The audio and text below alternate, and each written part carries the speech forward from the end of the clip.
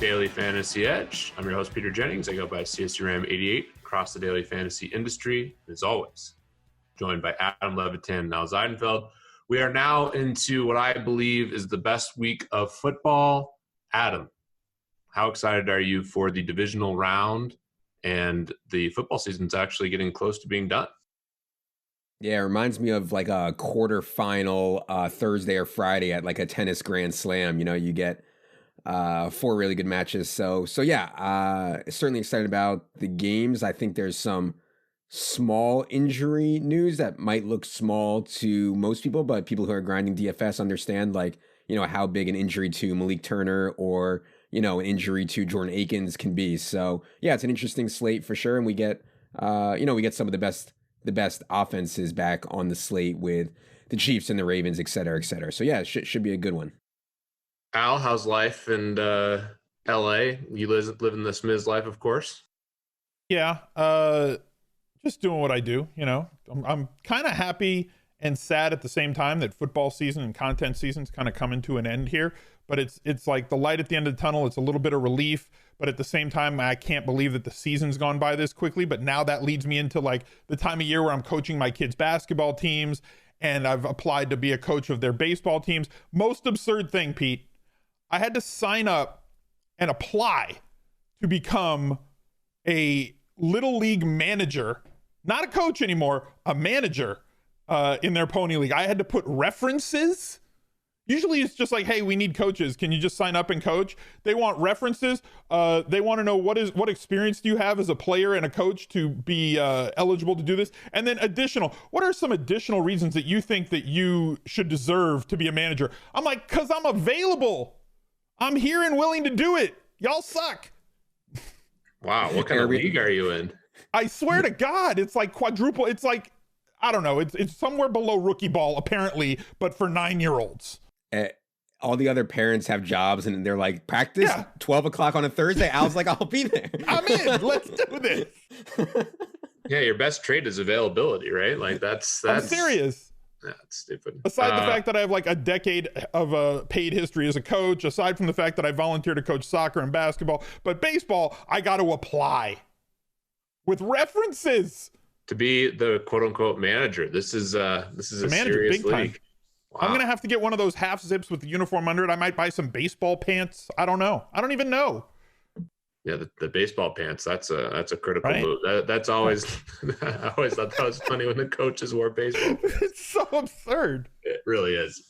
Before we dive into the games, Adam, news and notes on the pod. Yes.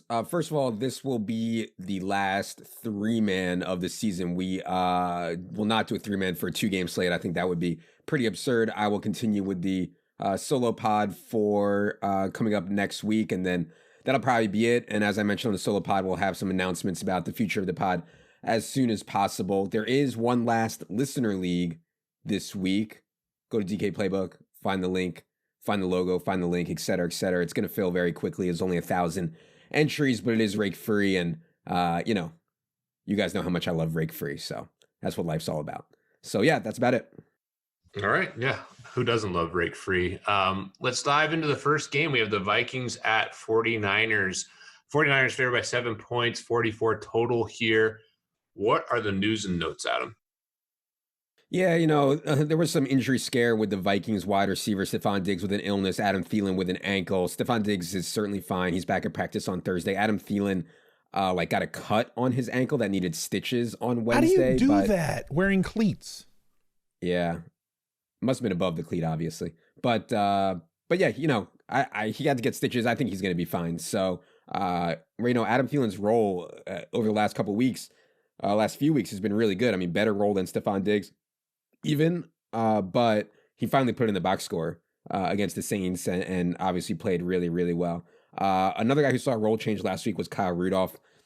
Came in and played 72 out of 78 snaps, whereas he had been around, 60% of the snaps or so for most of the year. I don't really have much injury news on the San Francisco side. They come in healthy. We know they have the 3-man backfield. We know what they're going to do with Kettle and Manny and Debo. I think it's pretty straightforward on the San Francisco side. I know people are excited about brother Raheem Mostert, and nobody's bigger Raheem fan than me.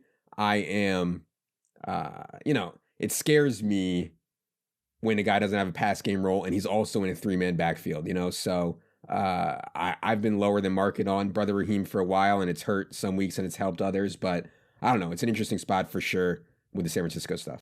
What weeks has it helped? He's got a touchdown in 6 straight games, and he's had over 20 DraftKings points in 3 of those. Yeah, I guess it really hasn't helped. Yeah, brother Raheem's been doing pretty all right. He's also, he gets targets. It's not like he's a no-go in the passing game too, Adam. Yeah, he's getting a couple targets a game. Like, it's not like he doesn't have like massive passing involvement. He's not like Derrick Henry. Yeah, not that he's much. He's also not like Derrick Henry in terms of rushing volume either, so that's another side to it. Yeah. The thing that I do like about him is the puzzle pieces do kind of fit together here, guys. San Francisco obviously ranks 3rd in rush rate this year, but also they rank 3rd in the league in terms of yards before first contact. They do a great job of run blocking. They have great run blocking wide receivers, obviously a great run blocking tight end, and their offensive line creates massive holes to allow their running backs to get to the second level. Minnesota is going to acquiesce. They allow 2.9 yards before first contact to running backs this year. That's 7th most in the league. So when you put those two things together, a rush defense that allows players to get into that second level, and an offense and an offensive line that creates holes to allow that running back to do it, even with less volume than the others, I think Mostert is a very viable play, especially considering his new role in the red zone that he's developed over the last month and a half and his usage inside the 5-yard line. Debo also a situation where he's fine. And do we really need to talk about George Kittle? I'll talk about George Kittle. My guy. Go for it. Absolutely love George Kittle. And an awesome stat from friend of the podcast, Scott Barrett. Leaders in yards per route run over the last 5 years. 2015 through 2018, Julio Jones was the leader each of those 4 years. 2019, at 3.1 yards per route run, George Kittle. Now, of course, George Kittle is an excellent blocker, one of the best blocking tight ends as well, and that's one downside to his fantasy production is he's an awesome blocker, and down in the red zone, when they're running, he's obviously heavily involved in blocking, which stinks. But, I mean, the guy is just so freaking talented, and I think this is a great slate for 2 tight ends. I mean, we have Kittle, Kelsey. I think Andrews is a really nice play as well. So I want as much George Kittle as I possibly can, and I think one interesting thing is going to be the ownership of Jimmy Garoppolo. Obviously, we have Mahomes and Lamar Jackson on this slate, who I think are going to soak up the majority of the ownership. I think that San Francisco could have a lot of success throwing the ball. Obviously, I just talked about George Kittle. Al, you mentioned Deebo Samuel. Ashley, of course, is going to be all in on Emmanuel Sanders. And I think there's some really strong plays here just across the board. So I think the San Francisco passing game is one way to potentially get contrarian. I think Mostert will be pretty heavily owned, and I really like it. And running it back with Thielen or Diggs makes sense to me. What are your thoughts on that, Adam? Yeah, the way that San Francisco has imposed their will when they have been able to impose their will on teams is with the run game. I mean, there's a lot of games where Jimmy Garoppolo just does nothing, Throws it 22 times. Yeah. But the Vikings pass game comes in with a lot of confidence. And I think you could see some regression from San Francisco's defense under the weight of injuries and, for whatever reason, just not being as good down the stretch, where you could make cases where Vikings offense could play well also. So yeah, it's interesting. It's obviously like so many of these games, it's just how the game goes. If the Patriots happen to get up 17-0 on the Titans, Derrick Henry is total dust. So, just with the way these games go, it plays a huge role in what's going to happen with the stats, obviously. Yeah, how many games? Oh, go ahead, Pete. I was just going to say, Garoppolo is clearly not a cash game play, but if you look at his distributions, I mean, he's an awesome tournament play. I think most people would be surprised to see that he's had 3 games this year over 30 DraftKings points, which is awesome. I mean, 2 of those were against the Cardinals, went over 30 fantasy points both times. But, I mean, he's had some great spots. And, if Minnesota can score points here, I do think that that's a way they can attack. Obviously, San Francisco, the most run-heavy team, they have a ton of success doing that. But because of that, they're able to set up great play action. And Garoppolo, I mean, his distributions for tournaments, I think, are awesome. He's an inverted bell curve. He's a handsome inverted bell curve, but he's an inverted bell curve, right? So, you realize, like you said, he has 3 games where he scored over 30 DraftKings points. He has 1 game between 20 and 30, and the rest are sub 20. So like it's either going to be over here where he's kind of meh, or it's over here where, hey, you won the tournament, and the meat of that bell curve is it's not in the middle. it's an upside down bell curve. His scoring distributions, it's either on one end or the other. He's very polar. And if this is a game where they attack Minnesota through the air, and Debo and Kittle and maybe Emmanuel Sanders catch between them 3 or 4 touchdowns, or maybe one goes to a running back or something. Obviously, Garoppolo has himself a 25 to a 35-point game. The running backs just get their yardage and not much else. Yeah, there's a lot of different ways you can go. And in a 4-game slate in the playoffs, I'm way more apt to myself and allowable for other people to be able to project game scenarios. Like, I believe that there is a higher percentage chance of this game flow playing out, and I'm going to build lineups to that projectable game flow, because that is a higher percent chance of happening than the ownership will be on the players that game flow associates with. Yeah, totally agree. I think given obviously it's not the most likely outcome, but we've seen those distributions, and I think playing the passing game is really interesting. And then Dalvin Cook, we should mention as well. He's expensive. Because of that, I think he's going to come in pretty low owned against a tough San Francisco defense, but looked great last week. And Minnesota, they're going to be successful here. They need to establish the run. So moving to the Titans at Ravens, where we have a 47 total. Ravens favored by 9.5. Everyone wants to play Lamar Jackson here. Adam, your thoughts on him and the news and notes? Yeah, I mean, the biggest news of the slate, I think, is the status of Mark Ingram's calf. You know, he went down on December 22nd and was unable to get back into a full practice since. I believe he's practicing on a limited basis today, Thursday. You know, I kind of think he's going to end up playing, but I don't know. Either way, they have a lot of confidence in Gus Edwards, and it wouldn't surprise me to see Gus Edwards mix in more than usual with Mark Ingram, assuming Mark Ingram's active. Obviously, if Mark Ingram is inactive, I would expect Gus Edwards to be the most owned player on the slate, and Justice Hill would be in play. Also, Mark Andrews is still on the injury report. You know, he's been on the injury report like all year, but his role is still really strong. I mean, he's like by far their number one pass catching option, like not even close. And then Marquis Brown is not on the injury report. He has been for much of the year. You know, I can't project Marquis Brown for more than 3 to 5 targets, but it's been a long time since we saw him have an explosive play. Like, I feel like it's been since like week 1, but it's certainly in him. And then on the Titans side, Deion Lewis got banged up last week. I think he'll be fine. And Adam Humphries, I probably expect to miss the game again, allowing Tajay Sharp to be the number 3 wide out. But yeah, the Mark Ingram thing is obviously, you know, the news of the slate, because it's easier. I mean, if you get to play Gus Edwards, there's going to be way more ownership on Lamar Jackson just because you have so much money. Gus Edwards is only 4,900. I mean, okay. We do have to talk about the tight end, because Andrews is a realistic possibility, and he's also been on the injury report all week, though is expected to play. If there is some setback and he doesn't play, obviously the other 2 tight ends provide value at the position, because I believe that most of the ownership this week is going to be on the 3 highest dollar tight ends between Kittle and Kelsey and Andrews. And they're the right plays, and people could look for value elsewhere, maybe a Jimmy Graham or something else. But like, realistically speaking, if you're pairing somebody with Lamar, it's going to be Andrews and then possibly some Marquise. And as Adam said, the explosive plays have kind of dissipated as the season went on. 1 catch over 20 yards since week 10 for Marquise Brown, but he fits. Like, it's weird, but like in a lot of different lineups that I've kind of toyed around with so far this week, Marquise Brown at 4,400, like, you're like, okay, I have 1 wide receiver spot left and I have 4,500, and you either already have Sammy Watkins or you don't, and it's like, okay, Marquise Brown or Sammy Watkins in a tournament. Like, that's your choice. That's your coin flip at this point. So like, he just kind of is there.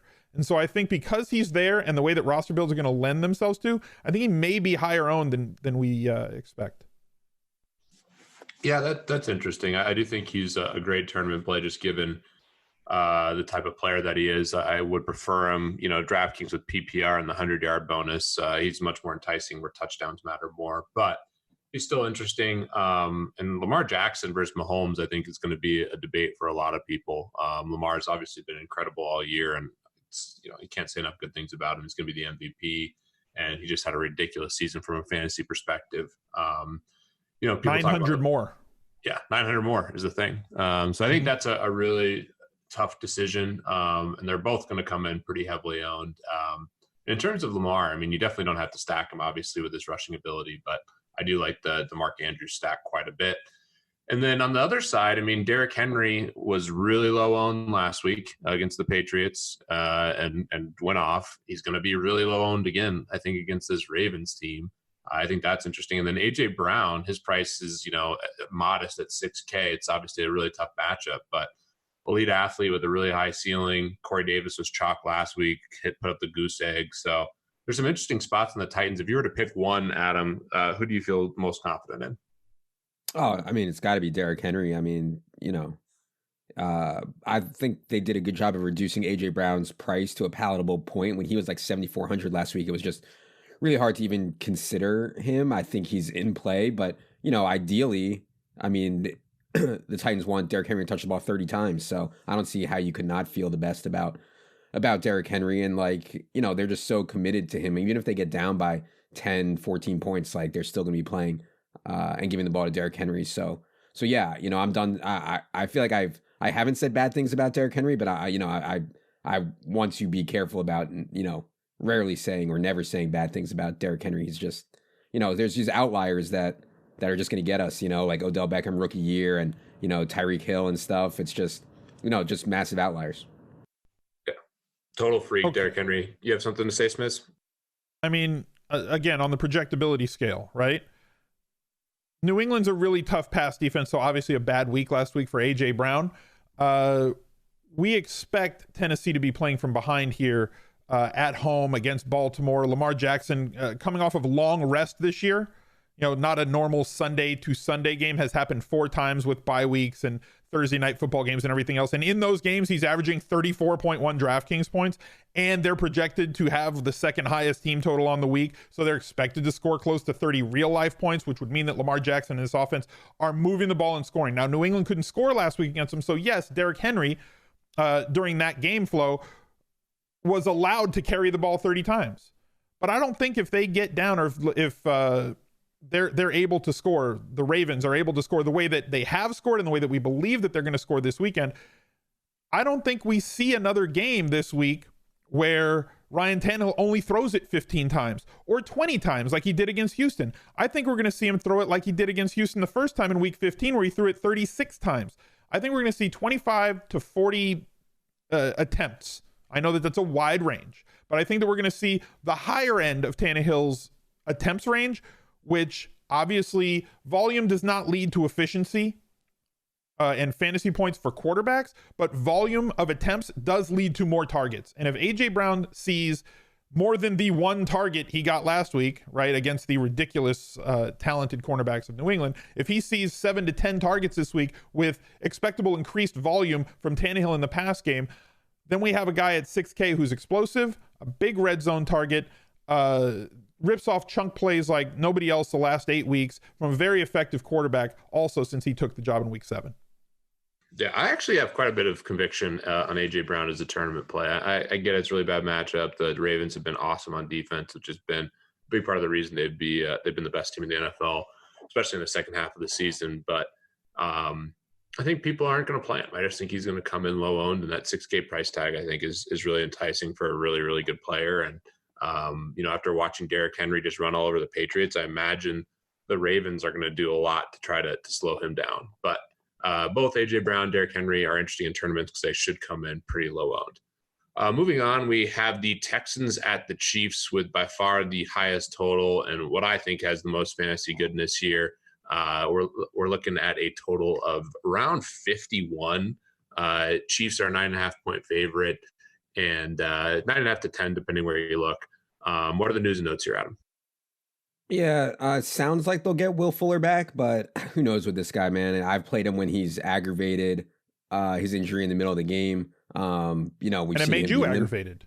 I was aggravated. We've seen him play limited, so I don't know. It sounds like they're kind of trying to rush him back for this game, and that's certainly scary. Jordan Aikens, I'm not sure what his status is going to be. We saw last week Darren Fells' role was absolutely massive.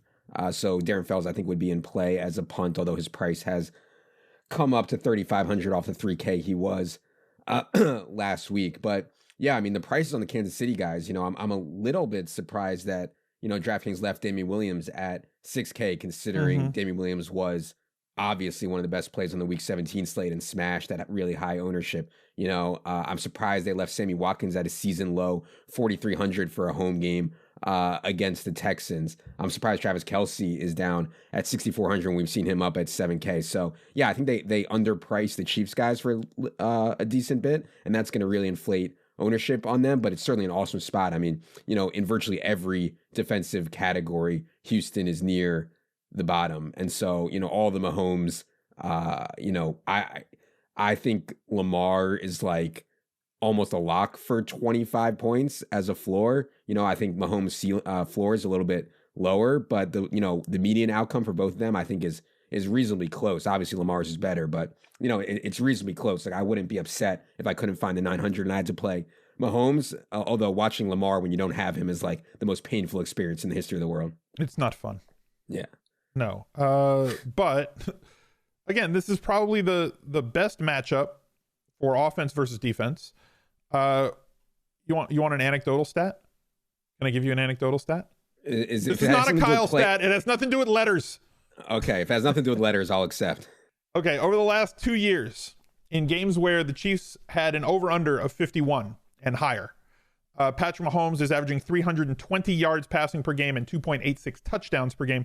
In all the other games, 9 of them, and that includes 21 games at this point, 9 games where they had a total under 51, averaging 265 passing yards per game and a full touchdown 1.1 touchdowns less per game. So much higher output as the total and the team total goes up for Kansas City. And at 51, this looks like a game and a matchup where he could just completely explode.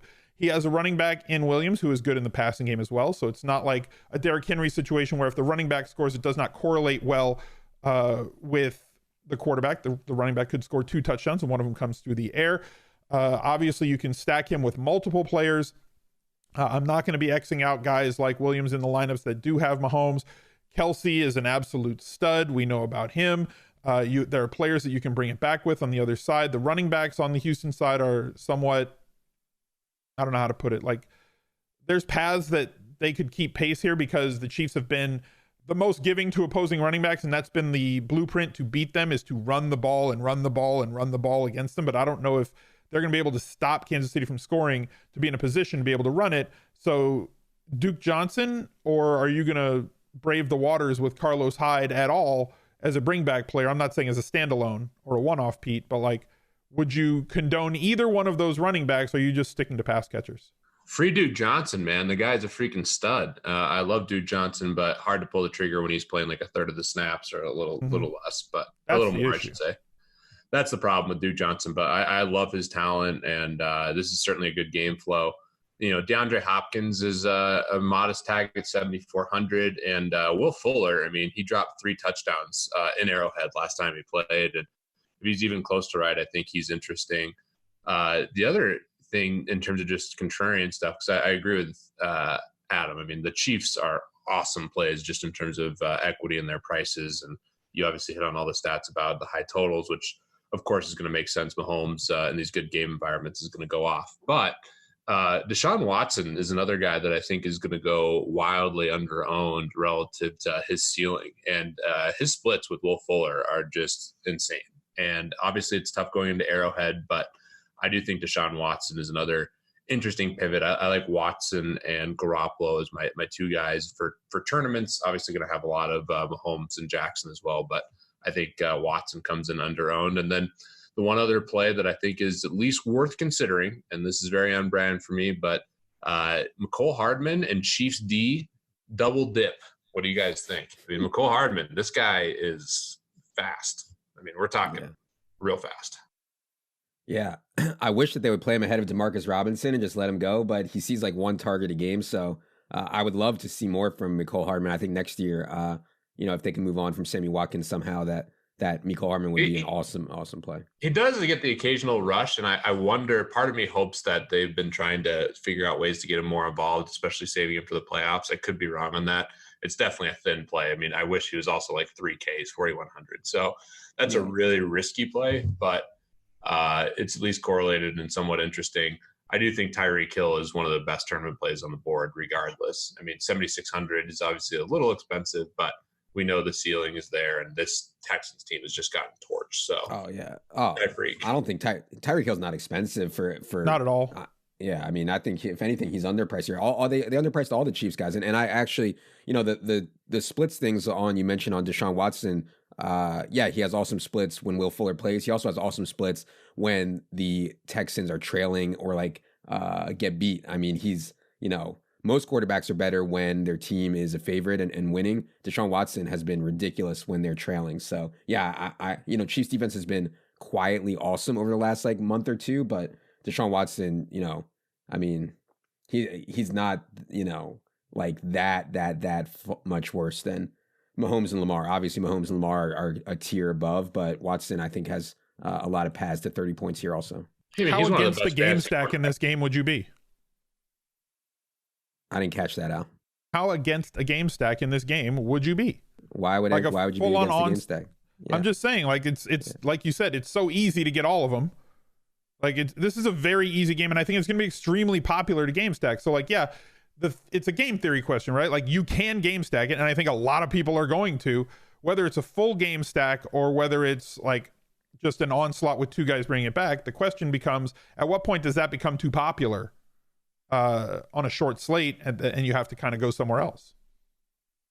That's why I bring up Watson, and I agree. I'm not trying to say Tyreek's expensive too. He's the second most expensive receiver on the slate. He is more expensive than DeAndre Hopkins, who throughout the year has been more expensive than Tyreek, but I do think it's a really reasonable tag and certainly someone I want to get up to. I mean, Travis Kelce stands out in a big way as well from an equity standpoint, which is why I referenced the two tight ends. I mean, I want to do everything I can to get a lot of exposure to Kelce and Kittle. Let's move to the final game. We have the Seahawks at Eagles. Seahawks favored by 4, total of 47. More and more injuries for this Eagles team. What are the news and notes here, Adam? Well, the Eagles are dead. Oh, the Eagles are. I'm so sorry. Seahawks at the Packers. For some reason, Sweet needle though. He's even got his Philadelphia hoodie on. That's what happened. He's all Phillied out, and you're just like, hey, how about those Eagles, Adam? Oh, hee-haw. What a donkey moment. I just read and producer Luke just said, my bad, that's on me. That's not your fault, Luke. I should still be able to distinguish.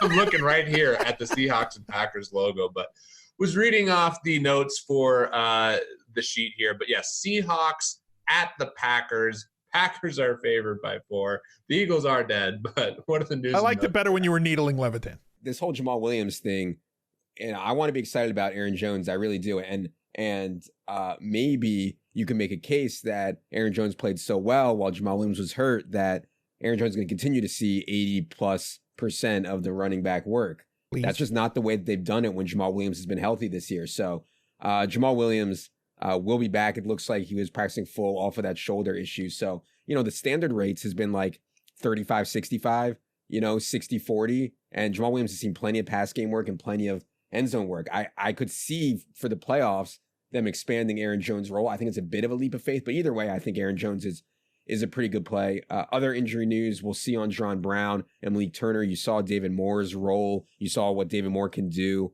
on a national stage last week if both those guys are out. And then, Pete Carroll is claiming that Marshawn Lynch is going to play more this week. I'd actually be surprised if they followed through with that. It's just hard for me to see game scenarios where they actually give Marshawn Lynch 15 to 20 carries. So if I was doing it, I would keep the rates the same, probably between Travis Homer and Marshawn Lynch. To me, the passing game is the value for Green Bay, and not Rodgers, but the pass catchers. Jimmy Graham going up against a defense that was second in the league in terms of tight end yards allowed to guess who? The Cardinals. Devontae Adams at 7,800, definitely not too expensive, and does not need Aaron Rodgers to have a monstrous day for him to get to the mid-20s or more in points. Now, obviously, if Aaron Jones has a 25 or a 35 point fantasy day, then Devontae Adams probably also had a monstrous day. But if Aaron Rodgers has 15 fantasy points, it does not preclude Devontae from having 22 to 30 DraftKings points because his volume has been so significant. 13, 16, 13 targets the last 3 weeks. I also think that Lazard is a value at 4,500 if you want to get off of Adams and you can't afford to get all the way up to him. Maybe there's two possible scenarios there for you to get to. But in terms of Aaron Jones, he has a magic number. Did you know that he has a magic number, Adam? 33. No. The magic number for Aaron Jones is 12. If he gets 12 carries in a game this year, he is averaging 24 DraftKings points per game. If he gets less than 12, less than 11, 10.92 points. If you bump that up to 13 carries in a game, now he's logging 122 yards per game with 1.6 touchdowns in those games, 30.34 DraftKings points in those 5 games as opposed to 11 if he only gets 12. Obviously, if Jamal Williams is out or limited, he has a greater path to getting more touches. He has done so well the past 2 weeks, getting 25 and around that area in touches per week and perform that we can hope, as your buddy Evan likes to say, we can assume rational coaching that we've done really well and this guy's done really well when we've given him 20 plus touches. Let's do that again. All we need is like more than 13. If we can get you more than 13 carries, we have a chance at a monstrous game from Aaron Jones. Well, the thing to me about this slate is all these running backs are more expensive than these receivers. And historically, in a lot of this season, we've been, really wanting to jam in 3 running backs and leveraging our flex. Adam, you've talked a lot about that. This week, I think the best plays are the receivers and the tight ends. So that makes 2 tight end week. Yeah, 2 tight end week for sure. Definitely love that. But, you start comparing these prices. They're really expensive. Aaron Jones, I think, is a reasonable value. Obviously, he gets hurt with Jamal Williams, but you start comparing him to like Tyreek Hill, who's in the same price range. He's 1,000 more. And Travis Kelce, 1,200 more than George Kittle. You start looking at these running backs, and they're not, to me, as good of plays as some of the receivers and tight ends. So it'll be interesting to see how ownership shakes out. Specifically, Aaron Jones, I think he's a fine play. Agree on the Lazard talk, and Jimmy Graham at 3,300 is definitely the punt tight end I like. I think Hollister's also in consideration at 4K. And then the big thing for me in this game, and I'm curious to see how it plays out, but Tyler Lockett is now cheaper than DK Metcalf. And obviously Metcalf went absolutely ham last week. And I know people, the winning teams had DK Metcalf. So because of that, what's the ownership going to be like between those two? Because I think they're both really interesting. Russ, has a bad offensive line in front of him, and I don't think, like Adam said, they're going to be able to run the ball effectively here. Marshawn Lynch had that one really nice touchdown, but just doesn't look like the same player. And with their offensive line woes, I think it's going to be a lot on Russ to create, and that should mean a good bit of opportunity for Lockett and Metcalf. And I think Lockett, even being a little bit cheaper, will come in somewhat low owned. So do you guys have a preference out of Lockett and Metcalf? Fade the recency bias and go Lockett, or is DK Metcalf just such a physical freak that we start loading up on him? Because we knew regression was coming in terms of touchdowns. And obviously the Seahawks love him, and he's, a young player who's getting better. And I like to take young players late in the year, but to me, that's a really interesting choice, those two guys. Yeah. It's easy to say in hindsight. It was like the best possible matchup ever for DK Metcalf. Like, that's exactly what the Eagles secondary can't do, is like you go deep, or, you're too fast and too big and too strong in the corners, just like can't handle it. I think Tyler Lockett, since his illness or whatever he had, I don't even know what was wrong with him, doesn't seem like he's been as effective, and he's seen like a really wide range of volume all year too. I don't know. I don't feel too comfortable with Tyler Lockett at this point, but he, from a natural talent perspective, I don't think he's, bad by any stretch. And yes, to answer your question, I do think that DK Metcalf will be more owned than Tyler Lockett, probably by a relatively significant margin. This game, people initially were really concerned about, obviously, the weather in Green Bay, but it's just going to be cold. Doesn't look like it's going to be windy, so should be totally fine. Adam, final thoughts on the slate, and then we can kick it to Al to get us out of here. Yeah, I don't really have any final thoughts on the slate, but like I said, this will be the last 3-man of the season, so I appreciate everybody for listening all year. I will be back with one more solo pod next week to wrap some things up. But yeah, good luck on the slate, man. I lost last week. I can't face losing 2 playoff slates in a row. It's humiliating. So God willing, I'll win. Guys, thanks for tuning in all season. Last time you're going to hear from me this year.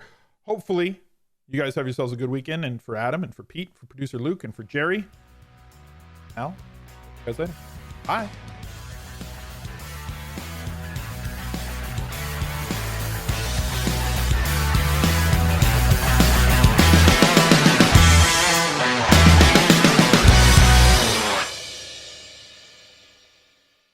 We are promoters at DraftKings and also avid fans. Our usernames are Adam Levitan, Al Smizzle, and CSU Ram 88. We may sometimes play on our personal accounts in the games that we offer advice on. Although we have expressed our personal view on the games and strategies in this podcast, they do not necessarily reflect the views of DraftKings, and we also may deploy different players and strategies than what we recommended in this podcast.